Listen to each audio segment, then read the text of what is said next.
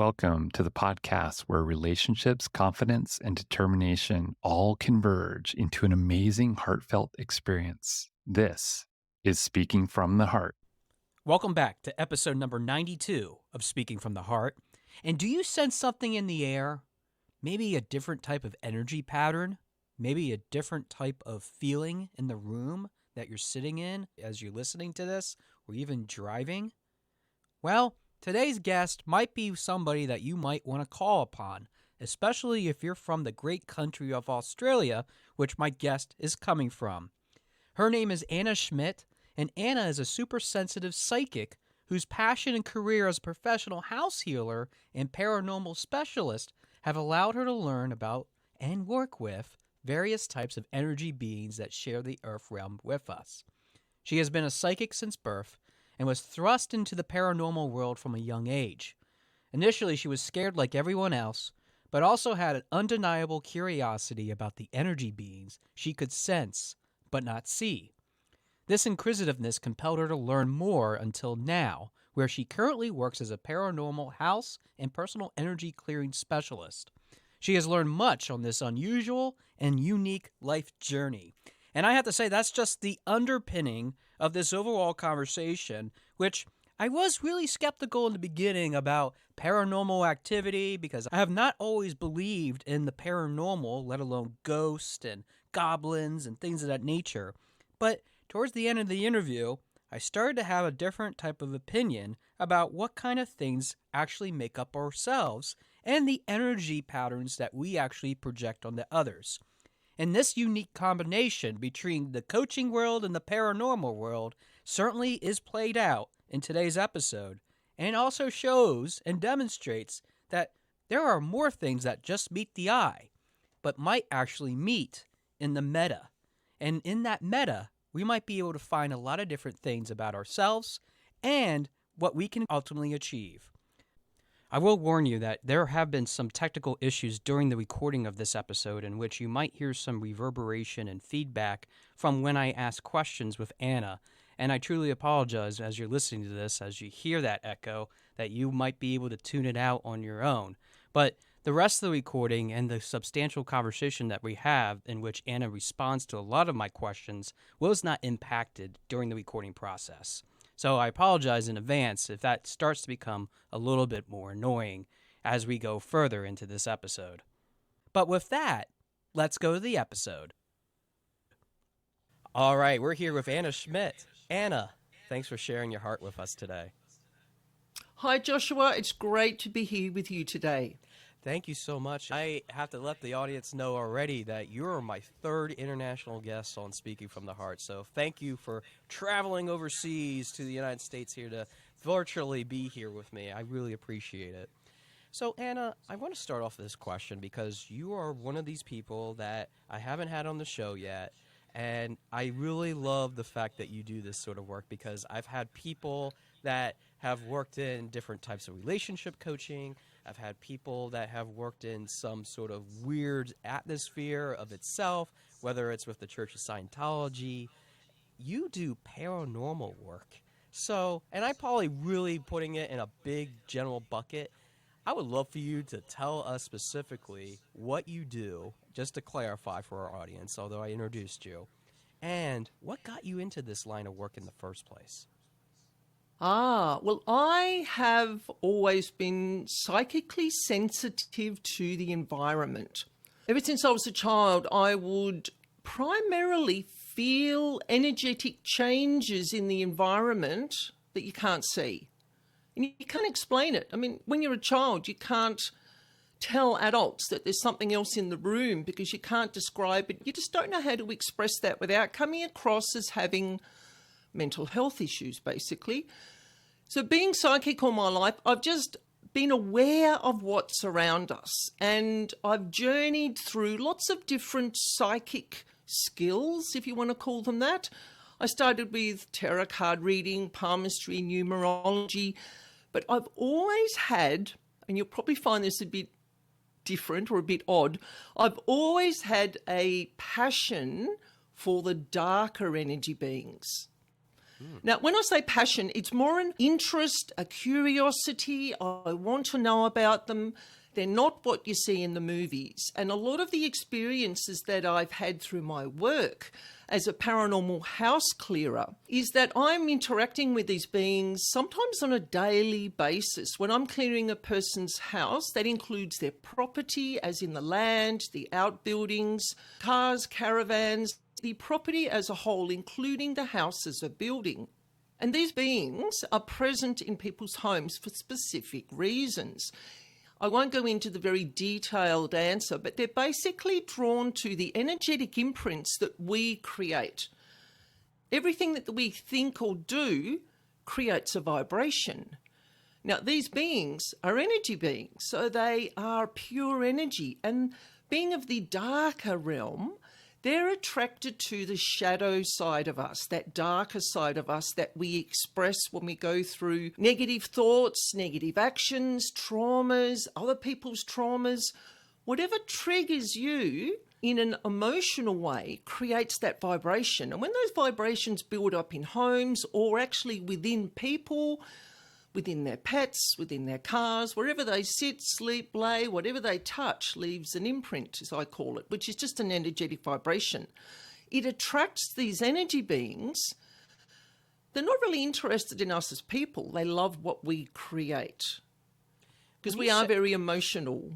Yeah, when you say what we create, do you mean, for example, I might be leaving an imprint of something negative in a room and you could sense that even if I'm long gone? Is that what you're referring to? Absolutely. That is exactly what I was getting to. I was going to give some examples. I'm very much experience-based, as I share lots of examples with people. A couple are arguing. If they've got a bit of trouble going on in their relationship, if they're having difficulties and they're arguing all the time, there's physical violence, there might be alcohol involved, they're ranting and raving and they're thinking that they hate each other or they resent each other or they're anxious or worried or stressed or burdened, build-ups of those particular emotional imprints. So we'll use resentment as an example. So if you really, really resent your partner in the bedroom, bathroom, kitchen, when you sit in the lounge room, you stew away in your chair about how much you hate and resent your partner, that is going to build up an energetic imprint in that location. So I'm really good. I've developed my own method of sensing these beings. Now, I don't have to generally walk into a place because I live in Tasmania, which is a little tiny island at the bottom of Australia. And I work worldwide with what I do. So I work through a floor plan of the home for each floor. I work through photos. I have permission of the person who owns the property. And I ask permission, like I suppose you could call it universal permission, to enter that property energetically. And it's hard to explain how it works, but I just know how it works. When I look through the floor plan, I use my dowsing. So I don't use copper rods, I use a pendulum because it's just quicker, more accurate. And you would be surprised what you can find in a home, whether it be 1 year old, 10 years old, 100 years old. I've worked on a property in Italy, a farmhouse that was divided into 3 homes. So it was divided up into 3 different living areas for 3 different families. And next to one area was a chapel that was built in the 1300s. Now, this chapel had seen the middle-aged behaviours of people. You're talking medieval times. Before I could even enter the third of the farmhouse that I was employed to clear by the family that lived there, the lady sent me a photo and I'm like, what is that building? I said, before I even look at your home, I have to work on that building. And she said, that's very interesting because along that wall in her kitchen and above into the bedroom, the master bedroom, they get a lot of mold, a lot of smells, a lot of issues coming from that side of the house. And I went, you know what? It's coming from the chapel. So that's one of the oldest jobs that I've had to do. And it took me a couple of weeks to unpack all the information around that. Because when you do energy work, I don't skim the surface. I put on my Sherlock Holmes hat and I will do the detective work. And when I write people their written report, it's very detailed. I think that I've heard of this in other ways, especially inwardly. I have had people do Reiki. I don't know if you're ever familiar with that, but in the United States, especially, I know it's really popular where we have the energy that surrounds us and being able to be attuned to that. I almost feel like you do that in a way that is outward bound as opposed to inward bound, kind of looking at what is happening around us. I almost feel like you have a little bit of a historian sort of aspect to your job. Is that true? Oh, absolutely.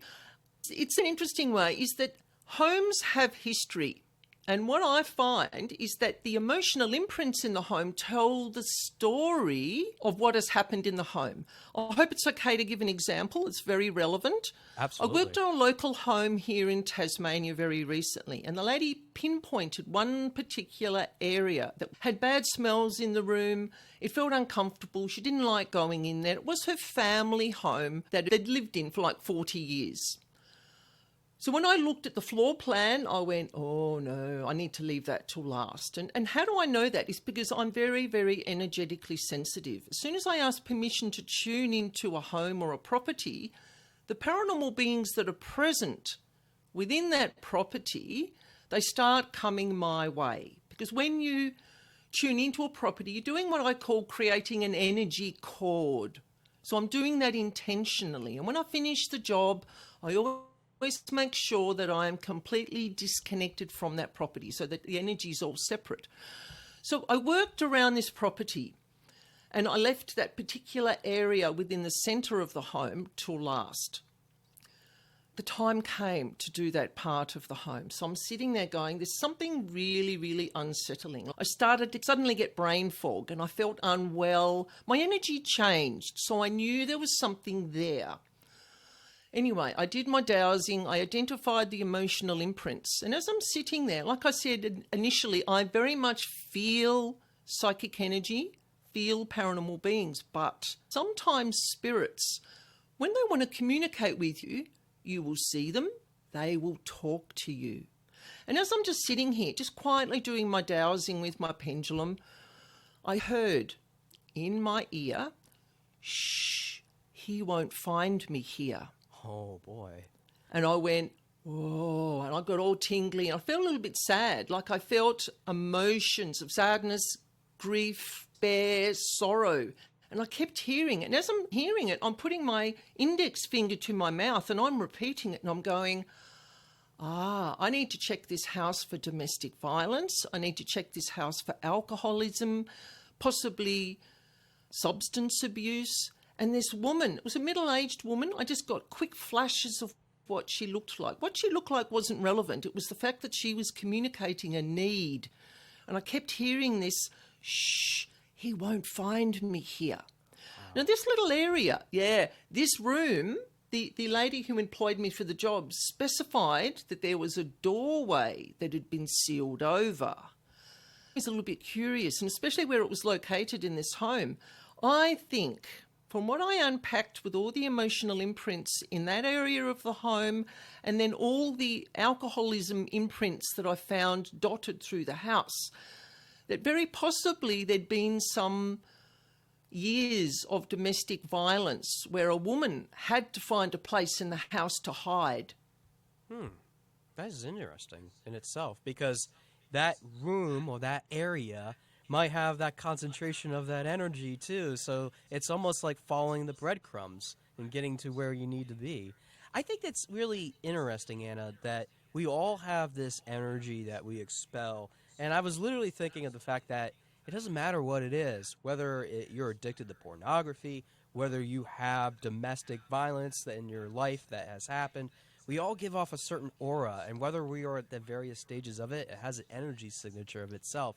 And I find that really fascinating because as I was even looking at your website to kind of pivot this conversation a bit, I noticed that you give energy clearing sessions. Can you talk a little bit about how that process works if a client would want to engage in that type of activity with you? So as I have explained earlier, wherever we sit, lay, sleep, sort of anything that we touched, we leave an imprint. I'll use resentment as an example again. If you're really resentful about a situation at work or a person, where are you creating that resentment?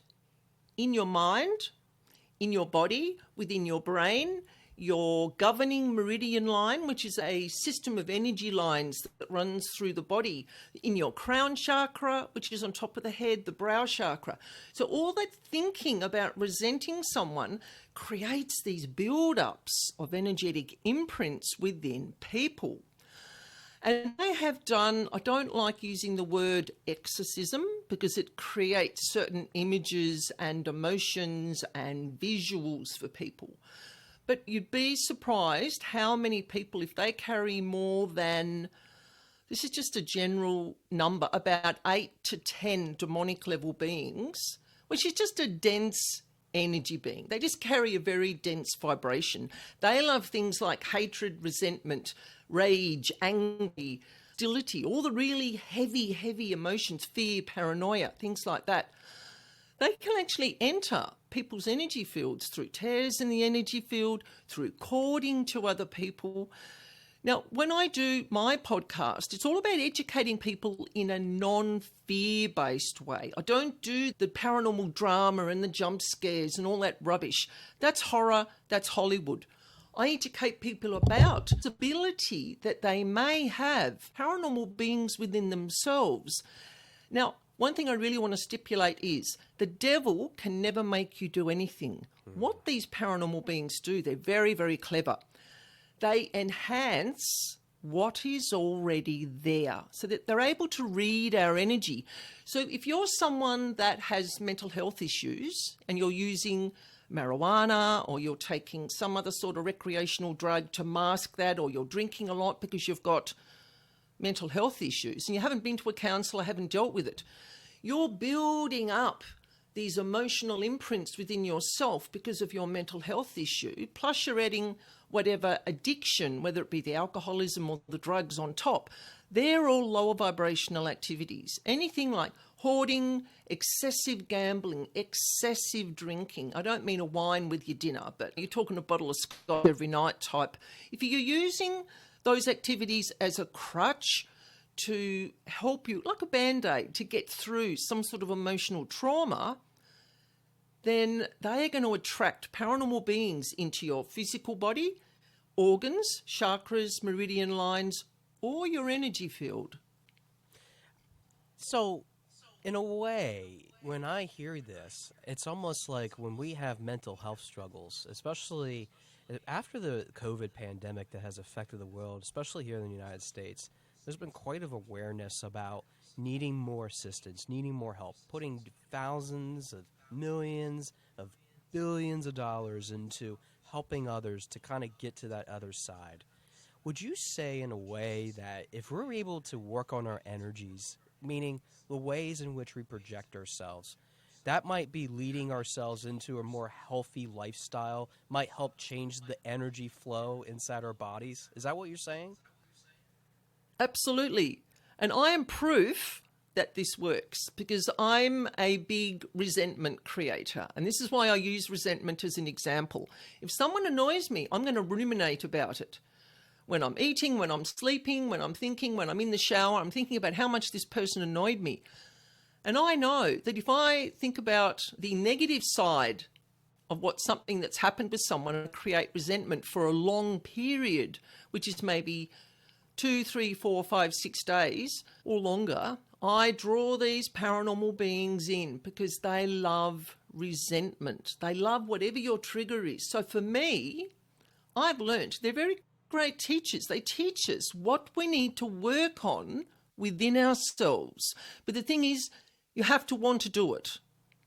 Just because I've identified that I create resentment, I might not want to work on that. So therefore, I'm just going to keep attracting paranormal beings, and resentment can turn to hate. It can turn to, all sorts of anger and hostility and rage towards someone. You don't want to go there. So if these beings identify through the energetic imprint clearings that I do for people, I always give people very detailed reports. So they'll see what their triggers are. And I outline the period of time when it was created. And I'll say, look, what happened to you 6 months ago? Because most of these imprints are coming from that time frame when they'll go, oh, I lost my job, or my dad died, or my partner walked out on me. Therefore, that person is still in grief, they're still struggling, they need to see a mental health counsellor. I can't tell you how important it is to hear that. It's not just what we do as coaches, that we also need to recognize the importance of seeking professional help. And in the United States, I've preached this so much about the importance of being able to reach a medical doctor, a therapist, a psychiatrist, things of that nature. And even people that I've known have given off this aura of energy that, yeah, I can feel something deep inside of them that I know that they're able to unlock in within them. I call it the best versions of themselves, which my listeners have heard repeatedly, and they probably want to say, stop saying that, Josh. I know it's about being the best version of yourself. But I think it's so important to hear that because it's a two-part process. It's not only getting some strategies and coping with helping with a therapist or somebody as a professional, but working with a coach helps to also put those things into practical aspects of our lives so that we can continuously practice, building off of the foundations of what a professional help provides. So I love hearing that because I think they do go hand in hand, and hearing that from you and what you do with that is something that I don't think I've ever heard of other coaches do, which is really going back, feeling what the energy is, being able to do an assessment, and kind of pull some of those things to the surface because sometimes we bury those things too. I want to talk about your book that you wrote. You wrote the book, Your Psychic Self, How to Walk a Psychic Path and Own It. I was wondering, what was some of the motivation of writing the book? Obviously, is because of your work, but why put it down in writing? Because I have always found fascinating with authors that I've had on the show about what they do with writing it, but there's always a motivation, an intrinsic value of writing it down personally. So I'd love to hear that, and I'm sure my listeners would too. I am very much about motivating people to help themselves. So just a tiny example here. When I was a card reader, or I used to do numerology or palmistry, people would give their power away and they're like, I want you to solve my problem for me. And I would be like, okay, I'll help you with this reading, but there's going to be questions. There's going to be homework. There's always homework. So working on your psychic abilities is about recognizing your skills. So I'm a feeler first. So I understand that I'm clairsentient. I feel the energy. So what are some of the strategies that I can use to practice developing those skills? So your psychic self is all about a 6-week program that people can use to help themselves get their psychic abilities happening, because we all have the skills, but a lot of people don't utilize it, or they're too scared to utilize it, or they're frightened because they think it's going to attract the devil, which I've heard before, which is utter rubbish, but we won't go down that path. But it's about owning it and going, you know what, I've always felt different. I know I can do this. It's about being accountable and putting yourself out there to have a go. So I used to do a lot of life coaching. I'm more now about the paranormal house clearing, is that I will still say to people, there are things in your home that need addressing that have been there since you and your family have moved in. And they'll go, oh, yes, I know, but no one wants to deal with it. And I'll say to them, if it's not dealt with, the build-ups are going to occur again of those emotional imprints. And what's that going to attract? And they'll just look at me in fear. And I said, the paranormal beings are just going to come back, because paranormal beings are energy feeders. You take away their food source, which is what I do when I go into the home. So I clean it, clear it, cleanse it. They just go elsewhere. I just release them from the home back out into the environment. Now, I wrote a second book. Can I talk about that too? Yeah, I thought you had written a second book. So yes, please share it with us. This is at the other end of the scale. Everyone wants to talk about psychic abilities, working with angels, archangels, and so forth. That's all happy, lovely, fluffy stuff. I'm all about the hardcore, challenging people's perspectives. This is why I talk about the dark and the demonic beings in a non-fear-based way, because simply, like I just said, they're energy feeders. When you understand what attracts them, this is why I wrote the second book. It's 6 sections, And mind you, I'm not a writer. I have no training in writing, no uni degrees, nothing. I was simply badgered by my spirit guides until I put this information out there for people. So my second book is called The Darkness Around Us, and I call it a paranormal handbook. So all the information within this book is about what I've learned through my 30 years plus journey of working with dark and demonic beings. The first section is all about I identify different types of paranormal beings. I do include spirits as a reference, but I don't really talk about them because they're more human soul energy that has left the physical body. I'm talking about your dark energy beings that have never been in human form. So the first section is the definition. The second section is all about different signs and symptoms that you may feel that aren't medical or mental health issues. I always stipulate that, like you said earlier. I look at energy work as third on the list. It's medical first, mental health second, energetic third. So if the first two don't solve your problem, most likely your issue is maybe 100% or partially energetic. We're holistic beings. We need all those three approaches. So the second section outlines many signs and symptoms. Section 3 is all about how these beings attach to you. So I give away all these sneaky tricks and tactics that I've learned, that I've felt that my customers and my clients have experienced over the years. Now, the fourth section is I give people some simple methods they can use to cleanse their home of low-level dark energy beings and some spirit energies. But when you've got demonic level beings in your home, they're there for the really high level action and activities that people have got, that they've gone about in their home. So you really need someone like me to come in, do the energetic work, do the detective work. A lot of people, now I might get some eye roll here, a lot of people use sage and drumming and crystals and going around their house banging a drum. Yes. Those activities are for raising the vibration of your home once the paranormal beings are removed. Because if you've got an imprint of hatred in a room, so someone died in their room and they hated that person and there was some sort of issues going on and the whole house was filled with hatred, going around saging and banging a drum is not going to shift the hatred. It has to be identified, the time periods, how many paranormal beings are present, why they're there, what else they're attached to in the home. It's never simple and there's never one. So my book is a handbook. It is really interesting. And anyone who wants to understand the paranormal world from a really non-fear-based way, it's just an educational booklet. I will put both of those books in the episode notes in case anybody wants to check them out. And even for my listeners here in the United States, it is available on Amazon, so you can order it through there. Anna, I just want to quickly cover the fact that you're also a fellow podcast host. You actually have your own podcast called the Perfectly Paranormal Podcast.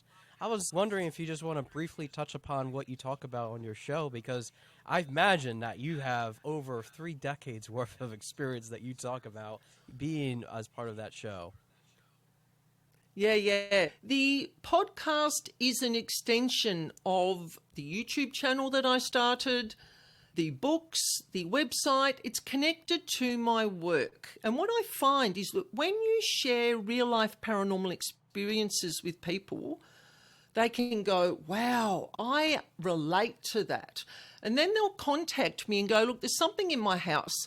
We keep cleaning it. We keep saging it. We have drumming sessions, meditation and so forth. And it's just not fixing it. There is something that makes me feel unwell. I can't sleep. So the podcast is about educating people through sharing the stories, things that I've experienced. And whenever I share a client story, I always change the name, the location and the gender. So nobody knows who is what, because it's purely about educating people. Now, there's not a lot of podcasts that talk paranormal the way I do. So I don't have a huge following. It's really interesting. When you make it real, they don't want to know about it. If it's scary and spooky and you're wandering around an old building screaming and things are being thrown at you, people want paranormal drama. I don't do that. I deliver it in a real way that makes it relatable.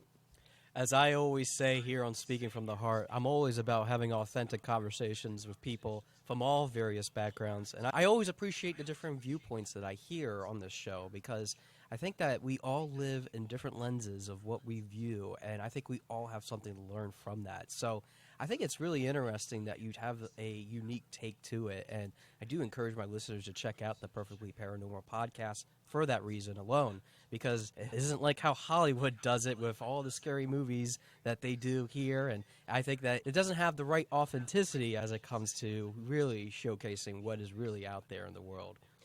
Anna, we're almost near the end of our time, but I had one final question for you, which is really about your experience, because you've been doing this for a very long time. As a matter of fact, you've been doing coaching for a very long time, much more than I've been. I've been only open for a little over a year, and I don't even hold a candle to what you do whatsoever, which I find very fascinating because we all come at different angles. Could you share what is one thing that you have learned in your work that has changed you and has made you who you are today? In other words, is there a unique experience that you've had that has impacted you and has made you a better person, maybe even a better coach, maybe even a better business owner as a whole? That's a tricky one, but I think is that I've always been different.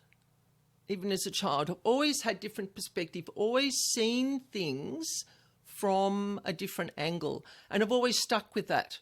I've never let myself be swayed by society or mainstream thinking. I've always authentically shared my experiences, my clients' experiences, and I think this is now why that I am busy every day. I work 7 days a week with my house clearing business and my personal clearing business because people are just starting to get the message, and they like my genuineness. They like the fact that there's no bells or whistles. I had someone actually tell me that I didn't look like I worked with the paranormal because I don't wear black. I don't wear black makeup.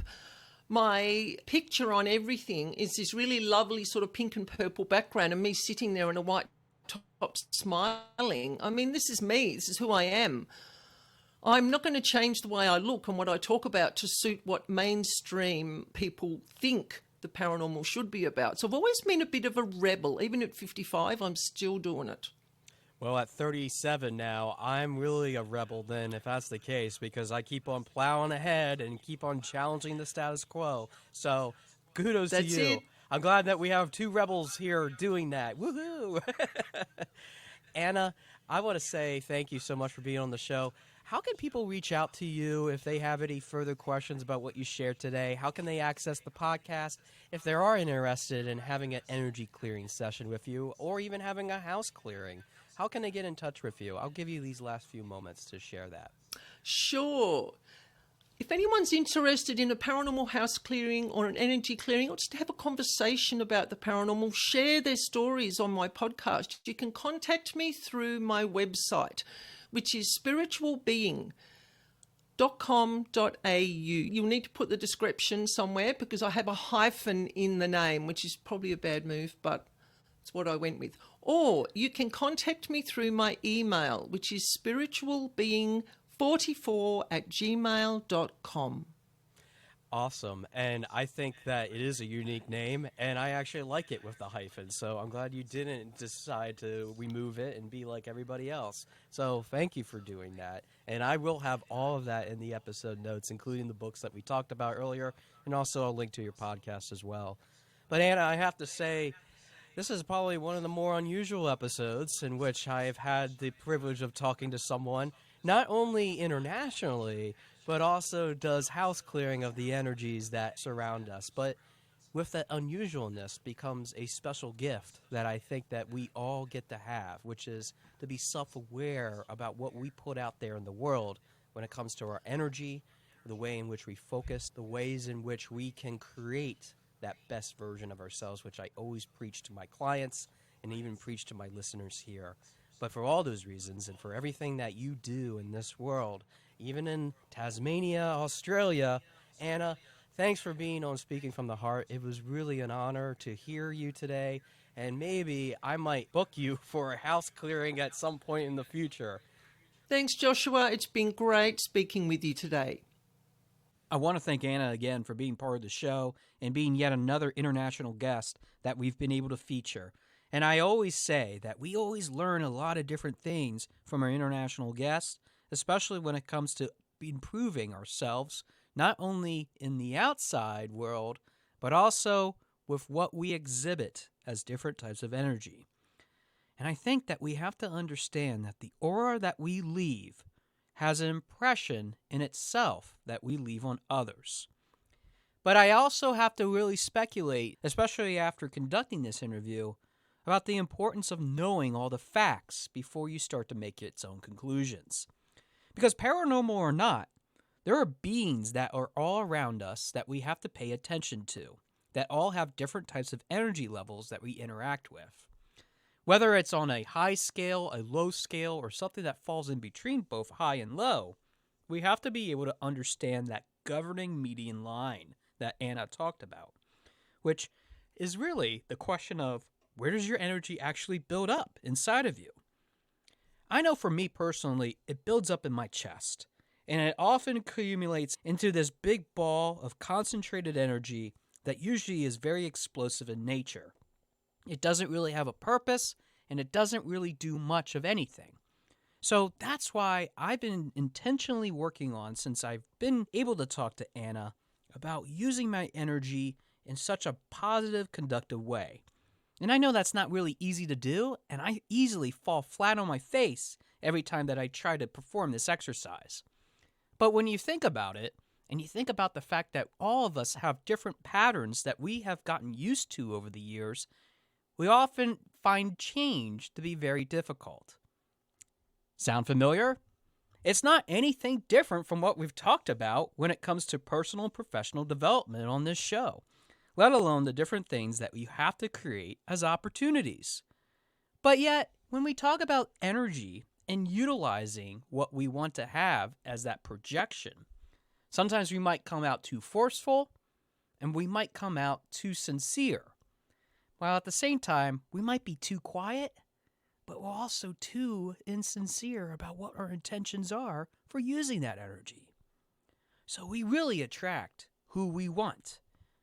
Look at what we exude every time we go out to the grocery store. Pick out a few items. Even if it is just to pick up a pizza, pick up fast food, pick up anything, or dry cleaning, or mail. Anything that you do on a daily basis exudes some sort of energy, but not the physical energy that you often think about. Now, if I had another fitness expert on the show, we would easily dive into the conversation of energy, calories, how that expends and burns into metabolism, how that creates that metabolism then to work our bodies, be able to then do what we need to do. But I think this is a different type of energy all along that we should be considering and talking about. Which leads into the age-old question. Do you want to own up to what you're portraying in this world, or do you not? And I think that's why it's so interesting to talk about the paranormal, because a lot of those spirits, a lot of those mediums that we often talk about in our own lives lie dormant in a lot of different possibilities and personalities that oftentimes are not listened to. They're not taken care of. They're not even considered as part of the overall conversation. And I think that we have to deal with those difficult aspects, as Anna was even mentioning in this show, which relates to the darkness that is around us. We have to focus on not just the mental and the physical, not just the medical aspects of it too, because we need to take care of ourselves, but that mental energy as well. And she said it in a specific order that I think is worth repeating. The medical, the mental, and the energy. All in that order. We need to be able to take care of what is really necessary in that format. But don't be swayed by the mainstream media and all those bells and whistles that we see, especially all those television shows and all those horror projections that we often watch. Because it isn't all about the bells and whistles and the screams. Usually those that are suffering the most exude different types of energy levels for a variety of different reasons. It often reminds me of when I was a child growing up, and I always wondered why I was so loud and why I could not contain myself in my excitement about a number of different things. It wasn't just that normal childhood curiosity of maybe getting a gift at Christmas, let alone the different things that we often receive as gifts throughout our lives, whether it's for a celebration, it's for a birthday, or other sort of occasion. There was always something a little bit different about the way in which my energy exuded towards others. Some people liked it, while a lot of people didn't like it. And I often struggled why they didn't like it, and I never really got good answers as to why my aura was not leaving a good impression on others. Then it finally clicked within the last year, which I've shared with all of you about my autism diagnosis and how that has radically shifted my perspective of the variety of different things that I am going through in my life to now realize my true potential in being able to give others that quality experience, especially in the coaching realm, whether it's for personal or professional development. But I now understand why I'm attracted so much to public speaking, because that allows for an unlimited amount of energy to be shown in a wide variety of creative formats. But we need to find that median line that governs us, not just with what energy we build up inside of ourselves, but also how we utilize it in our daily life. I wouldn't want to scream at somebody over the counter because they are helping me to check out at the grocery store, or even to pay for my gas if I go to the counter, instead of using one of those electronic contraptions that are now attached to gasoline pumps nowadays. I don't want to be one of those people that just continuously screams about every single little thing that has gone right, wrong, or indifferent, or upside down in my life. I don't want this to be an exercise of just sharing my energy over and over again in such a negative way. But at the same time, I don't want to be the quietest voice in the room, always trying to respect and appreciate what other people are trying to say. Because there's something more to our energy level than what meets the eye. I don't know if you have somebody in your life that you've been neglecting and you might not even realize it. And you might have people in your life too that you're trying to figure out why is it that it's so difficult to have a conversation with. We all share different types of energies, and what we attract as those patterns in our lives oftentimes is because of the different things that we have going on. I am asking you to be a little bit more intentional as you move forward in your life when it comes to not only the things that you share, but the things that you share as experiences with others. Even the things that you think you are deserving and gratified to have in your life should not be something that is easily handed to you as a present, just like a kid on Christmas Day. It's not about just receiving gifts, but about giving the gifts so that you feel not only part of that celebration, but that other people feel the same way, because they will carry that energy that is often forgotten about, especially if you're not paying attention to what they have been providing to you as a source of inspiration, encouragement, and opportunity as well. I don't know if you know all the history about why somebody might be reacting a certain way, so take pause. Think about what you might be saying to someone else and see what kind of energy they are exuding. Maybe just paying attention a little bit more can help them get through their day, and you might be a helpful influence for those people that might need to have that listening ear from you. Because remember, do you want to attract the people that you want in a positive way or a negative way? How do you want to portray yourself? I don't want to be forgotten long after, haunting some house or haunting other people's lives, thinking that I deserved something when I was in the real world. And I don't think that you want to have the same thing happen to you. So be a little bit more intentional. Think about the things that you might be doing, because it can help you, not just in the professional sense, but in the personal sense as well. Giving the person that you have not been appreciating that respect, that joy, that encouragement can make such a big difference. I know I've learned a lot from Anna's experiences that will help me in creating that best value, whether that is for myself or for the clients that I meet. But I certainly don't want to be haunted by their spirits in the afterlife if I didn't treat them the right way. And it gives me great pause to think about the fact that we have these medical, mental, and energy levels that we all need to respect. So if we're able to do that, and if we're able to escape from the mainstream bells and whistles, and we learned a little bit more about the background of why things happen the way they do, I think then you won't be haunted by your own energy levels, let alone other people of Christmas past, or even other sort of holiday past for that matter, because you will then have that aura that everybody will want to have. Everybody will want to be on your side and maybe learn a little bit about you too. Because if you set the right energy level, you will be respected. You will enjoy what is around you. You will attract who you want. And more importantly, you'll be the best person in the world to have the relationships, confidence, and determination to increase your visibility in this ever-changing world. Thanks for listening to episode number 92 of Speaking from the Heart, and I look forward to hearing from your heart very soon.